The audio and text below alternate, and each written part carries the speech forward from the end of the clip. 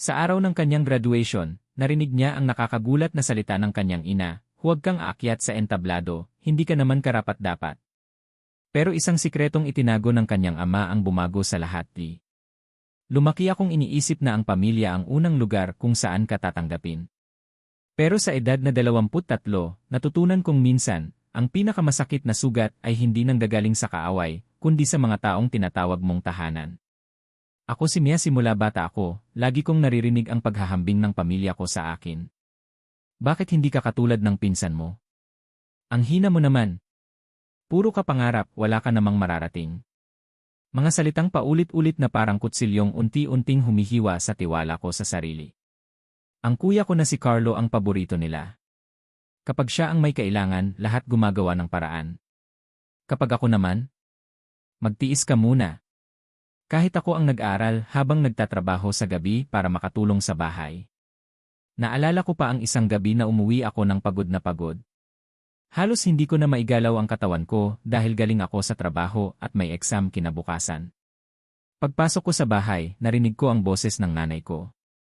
"Mia, wala ka na namang ambag? Puro ka lang libro." Napatingin ako sa mesa. May bagong cellphone si Carlo.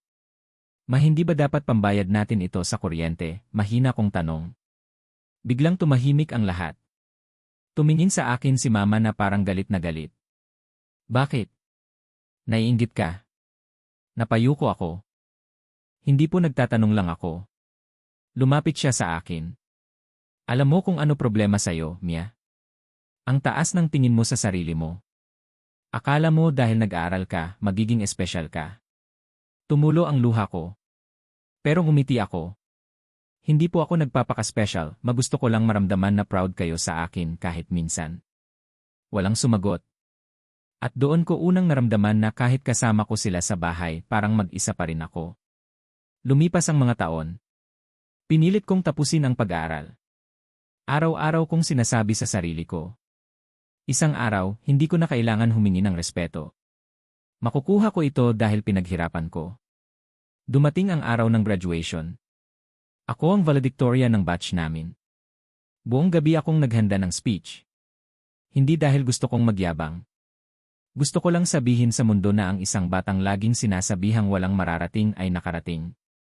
Pero bago ako umakyat sa entablado, may nangyari na hindi ko makakalimutan. Lumapit si mama sa akin. Akala ko yayakap siya. Akala ko sasabihin niya, "Anak, proud ako sa'yo." Pero ang unang salita niya ay, "Mia." Huminto ako. "Bakit po?" Tumingin siya sa akin ng malamig. "Huwag kang akyat sa entablado." Nanlaki ang mata ko. "Po." Huminga siya ng malalim. "Hindi ka naman karapat-dapat sa lahat ng papuri na matatanggap mo." Parang tumigil ang mundo. Narinig ko ang ingay ng mga tao sa paligid, pero parang lumayo lahat. Bakit niyo po sinasabi yan ngayon?" Lumapit siya. "Dahil gusto kong malaman mo ang totoo." Nanginig ang kamay ko. "Ano pong totoo?" At doon niya sinabi ang bagay na nagpabagsak sa akin. "Hindi kami ang nagbayad ng lahat ng pag-aaral mo." Napakunot no ako. "Alam ko po, ako ang nagtrabaho." Tumigil siya. "Hindi." Biglang bumigat ang dibdib ko. "May taong tumulong sa'yo." Bago pa ako makapagsalita, may lumapit na isang matandang lalaki. Siya si Mang Ramon. Ang kapitbahay namin noon. At sa kamay niya ay may hawak siyang lumang sobre. "Mia." Nanlaki ang mata ko. "Bakit po kayo nandito?" Lumapit siya.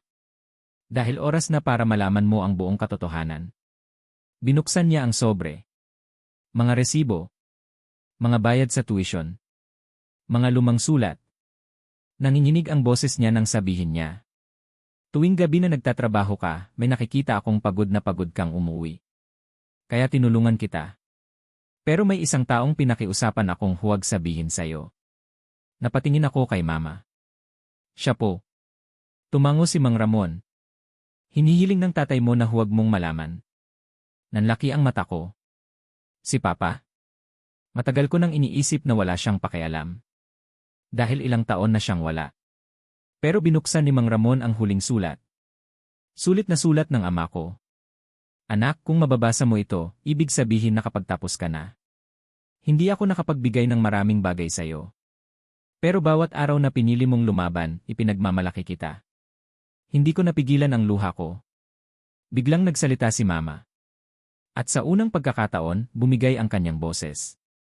Mia. Tumingin ako sa kanya. Bakit po? Nanginilid ang luha niya. Dahil natakot ako.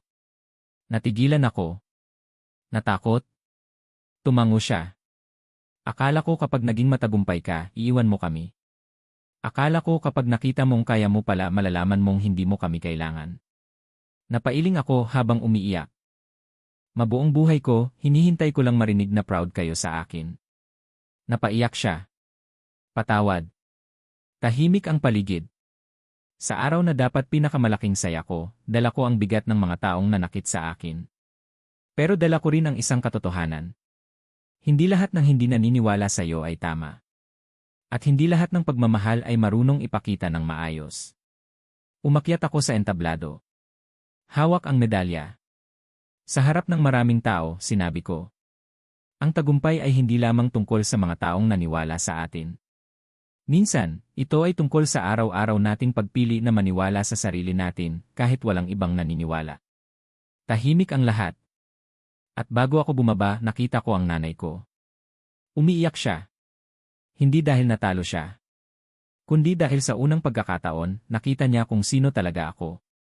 Makalipas ang ilang taon, hindi naging perpekto ang pamilya namin. May mga sugat na hindi agad nawawala. Pero natutunan ko ang pinakamahalagang aral. Hindi mo kailangang maging katulad ng tingin ng iba sa'yo. Ang taong patuloy na lumalaban kahit binababa siya, siya ang tunay na nagwagi.